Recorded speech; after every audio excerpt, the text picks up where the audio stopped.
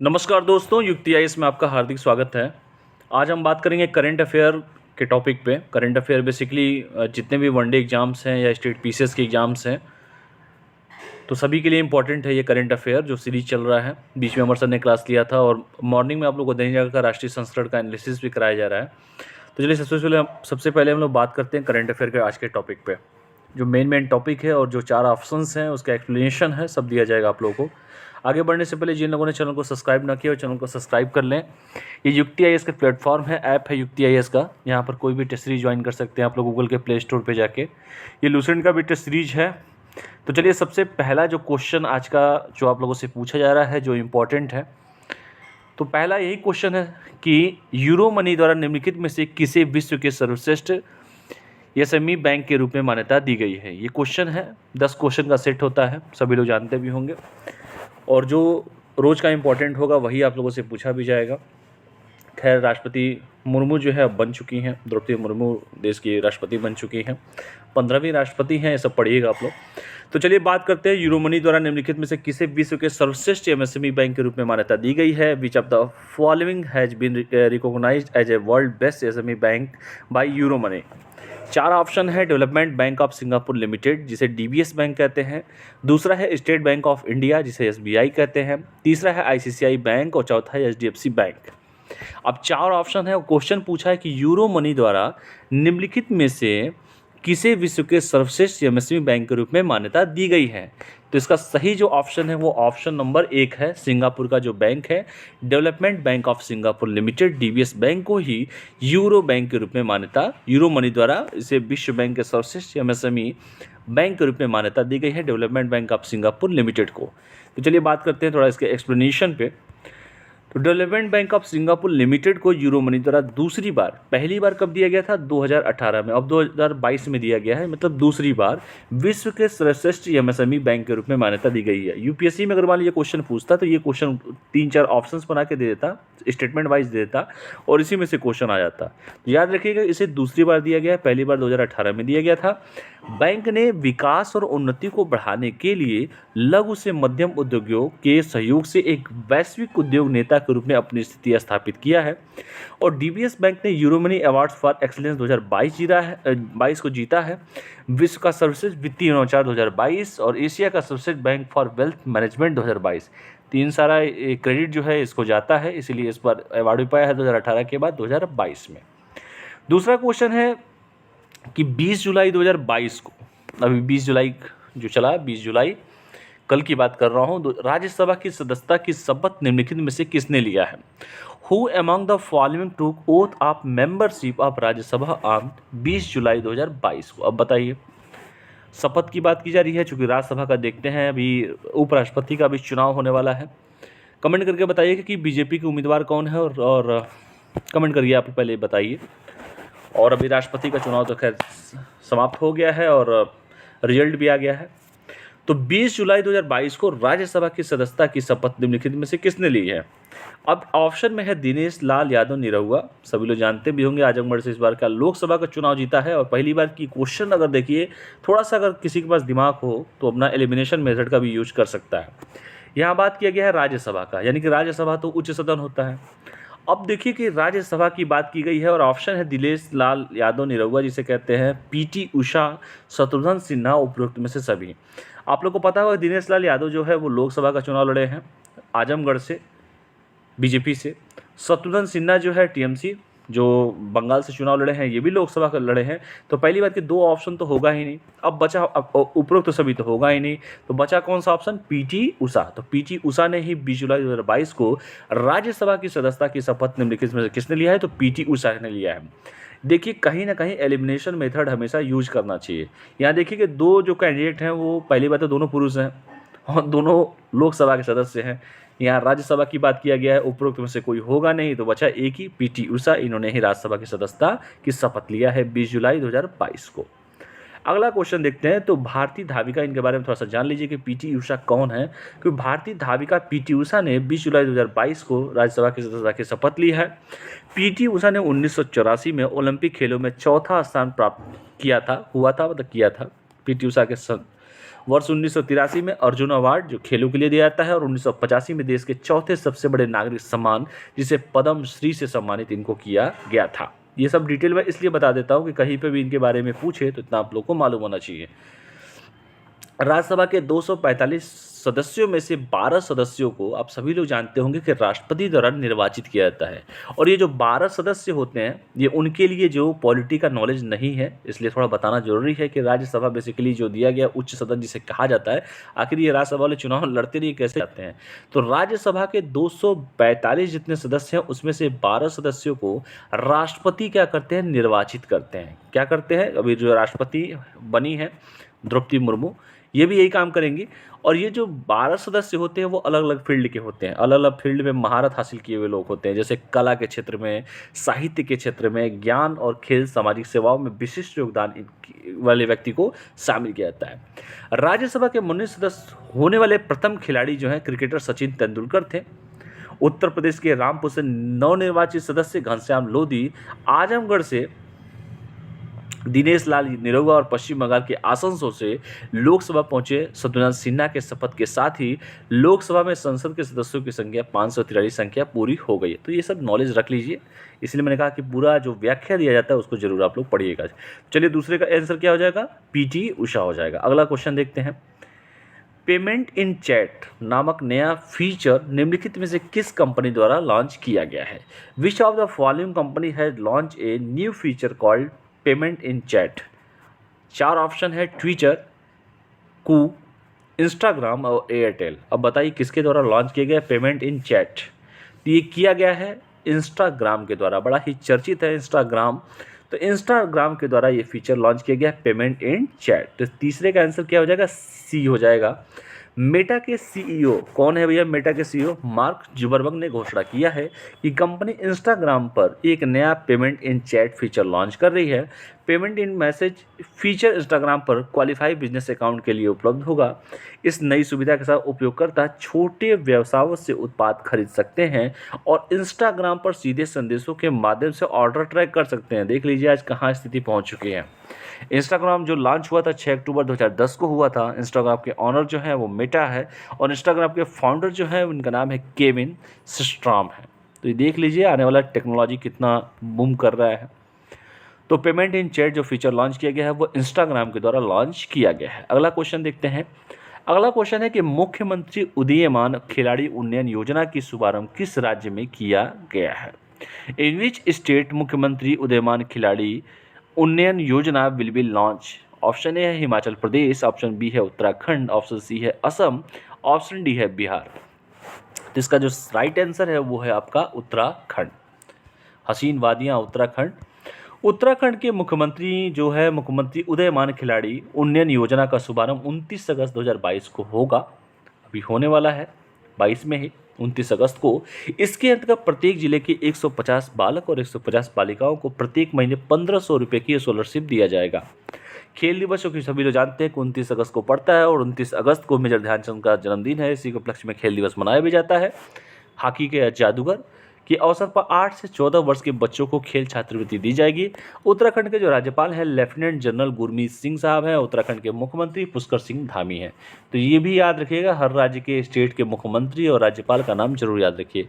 देखिए लिखा हुआ है कि उभरते खिलाड़ियों को मिल रहा है प्रोत्साहन। मुख्यमंत्री उदीयमान खिलाड़ी उन्नयन योजना 14 वर्ष तक के खिलाड़ियों को हर महीने मिलेगी छात्रवृत्ति। 150 बच्चे, 150 बच्चियों, बालिकाओं 8 से 14 साल, याद रखिएगा।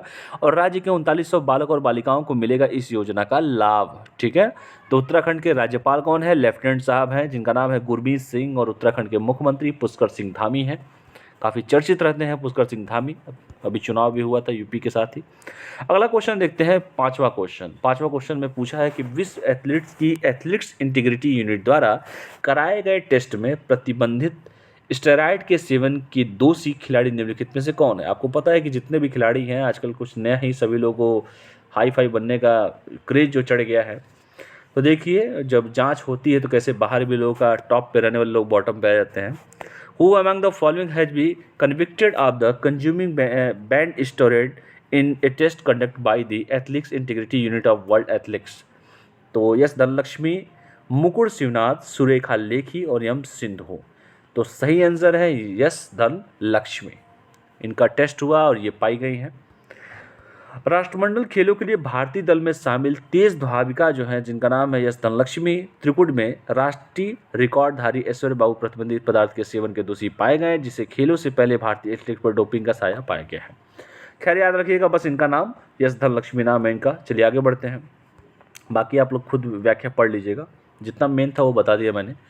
अगला क्वेश्चन है कि पश्चिम बंगाल के राज्यपाल का अतिरिक्त प्रभार निम्नलिखित में से किस राज्य के राज्यपाल को दिया गया। आपको पता है कि पश्चिम बंगाल के जो राज्यपाल थे जगदीश धनखड़ साहब, अब उनको उपराष्ट्रपति का उम्मीदवार घोषित किया गया है, सभी लोग जानते होंगे, बीजेपी की तरफ से, इसीलिए वो सीट खाली हो गया है। और आपको सभी को पता होगा कि राज्यपाल एक से अधिक राज्यों के राज्यपाल भी हो सकते हैं। अब वो जो वैकेंट सीट है वो कौन भरेगा, मतलब उसका देख रेख कोई करेगा ना। जैसे यूपी में एक एक वीडियो 4-4 ब्लॉक देखते हैं, वैसे ही राज्यपाल भी एक एक 4 2-2 3-3 राज्यों को भी संभाल सकते हैं। तो कौन राज्यभार देख रहा है, तो वो 4 ऑप्शन है, असम, मेघालय, मिजोरम और मणिपुर के। तो सही जवाब है मणिपुर। मणिपुर के जो राज्यपाल साहब हैं वही जो है अतिरिक्त एडिशनल जो है कार्यभार जो देख रहे हैं, ये पश्चिम बंगाल के। चलिए इसका व्याख्या देख लेते हैं।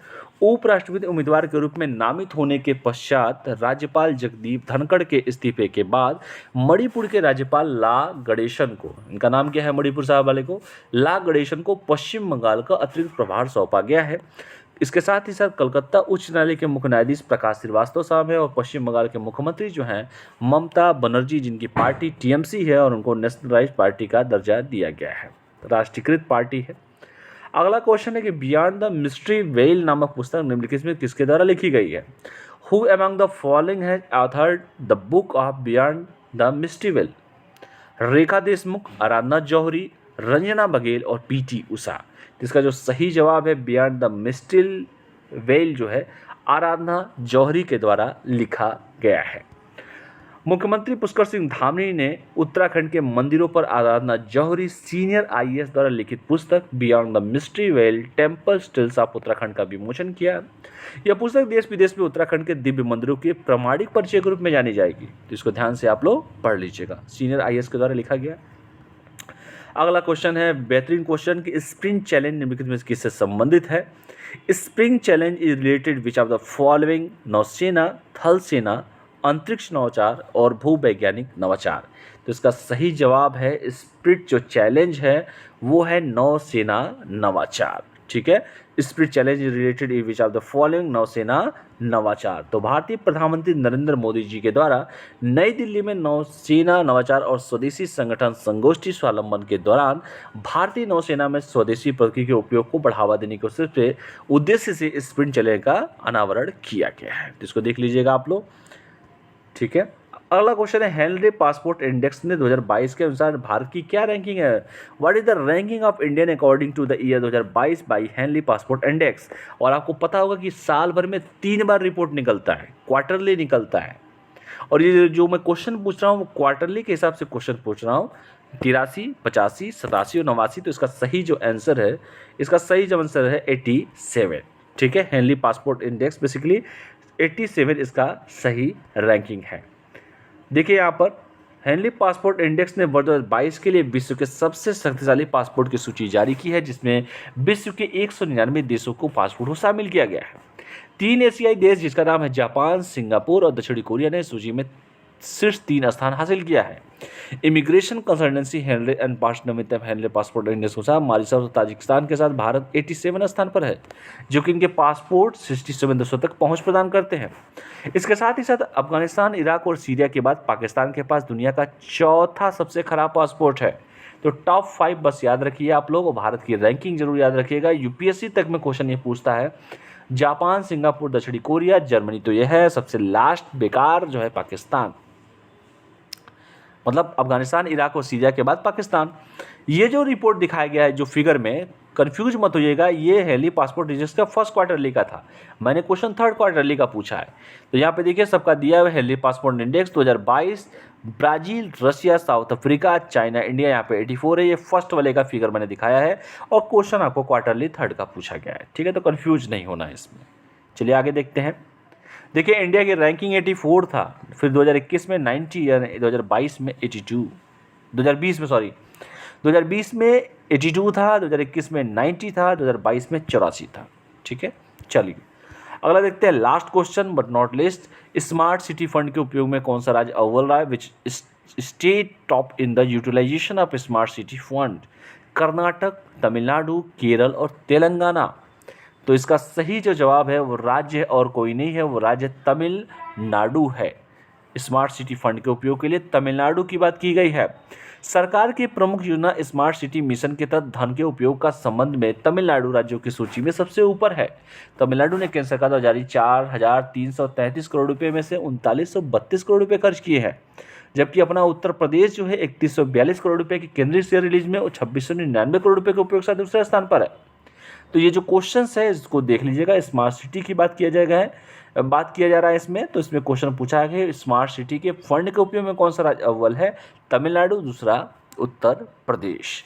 तो ये रहे आज के महत्वपूर्ण करंट अफेयर। मुझे उम्मीद है कि जो करंट अफेयर का सीरीज चल रहा है वो दैनिक जागरण का राष्ट्रीय संस्करण जो चल रहा है, चूँकि वो प्री मेंस और इंटरव्यू ओरिएंटेड दैनिक जागरण का राष्ट्रीय संस्करण का सर एनालिसिस कराते हैं, और ये 10 क्वेश्चन का जो सेट है उसको पढ़िए और उसका व्याख्या भी जरूर पढ़िएगा। जैसे पहला क्वेश्चन था, यूरो मनी द्वारा निम्नलिखित में से किसे विश्व के सर्वश्रेष्ठ एमएसएमई बैंक? तो इसका development bank of Singapore limited था। दूसरा क्वेश्चन था कि 20 जुलाई को राज्यसभा की सदस्यता पीटी ऊषा ने लिया था। तीसरा क्वेश्चन पेमेंट इन चैट का था, इंस्टाग्राम के द्वारा हुआ है। चौथा क्वेश्चन था मुख्यमंत्री उदयमान खिलाड़ी यूनियन योजना, जिसमें 1500 बालक, 150 बालिका, टोटल 800 के आसपास करना था, और 15,000 रुपये महीने इनको मिलेंगे। 1500 रुपये मिलेंगे, 1500 रुपये महीने छात्रवृत्ति मिलेगा। उत्तराखंड के द्वारा इस एथलीट इंटीग्रिटी की बात की गई थी, जिस धनलक्ष्मी जो डोपिंग में पाई गई हैं। पश्चिम बंगाल का जो अतिरिक्त कार्यभार जो ला गणेशन साहब हैं, मणिपुर के जो राज्यपाल हैं, वो लेंगे। बियॉन्ड द मिस्ट्री विल जो IAS अधिकारी जी थी, अरजना जौहरी जो उत्तराखंड की रहने वाली हैं, उनके द्वारा किया गया है। स्प्रिंट चैलेंज जो है बेसिकली नौसेना नवाचार के बारे में बात किया गया है। हेनले पासपोर्ट इंडेक्स के क्वार्टरली की बात की गई है, थर्ड वाला, 87 स्थान है। और last question smart city fund के उपयोग में तमिलनाडु पहला और उत्तर प्रदेश दूसरा स्थान है। तो चलिए आज के लिए इतना ही करते हैं। कल फिर मॉर्निंग में अमर सर आप लोग का दैनिक जागरण का राष्ट्रीय संस्करण कराएंगे जो प्री मेंस और इंटरव्यू ओरिएंटेड होगा, और मैं जो है क्लास आप लोग का जो करंट अफेयर का 10 क्वेश्चन का सेट है उसको आप लोगों को बताता रहूँगा। जो एक्सप्लेनेशन दिया जा रहा है उसको ज़रूर आप लोग पढ़िए, उस कॉपी पे नोट्स बनाइए, क्योंकि बीपीएससी की परीक्षा होने वाला है। और आपका बीपीएससी के साथ साथ बिहार एसएससी जो बिहार सचिवालय का इतना बड़ा पद है, कम से कम 2000 के आसपास पद है, इतना इंपॉर्टेंट पेपर है। यूपी पेट का पेपर होने वाला है आप लोग का, और भी बहुत सारी परीक्षाएं होने वाली है, और सभी में ये काम देगा। तो व्याख्या भी पढ़िए और जो नोट्स दिए जा रहे हैं उसको भी पढ़िए। चलिए तो पढ़ाई कीजिए। कल फिर मुलाकात आप लोगों से होगी। जिन लोगों ने चैनल को सब्सक्राइब नहीं किया, चैनल को सब्सक्राइब, लाइक, शेयर, कमेंट करते रहें, अपना सुझाव देते रहें। बहुत बहुत धन्यवाद। Thank you all of you. जय हिंद।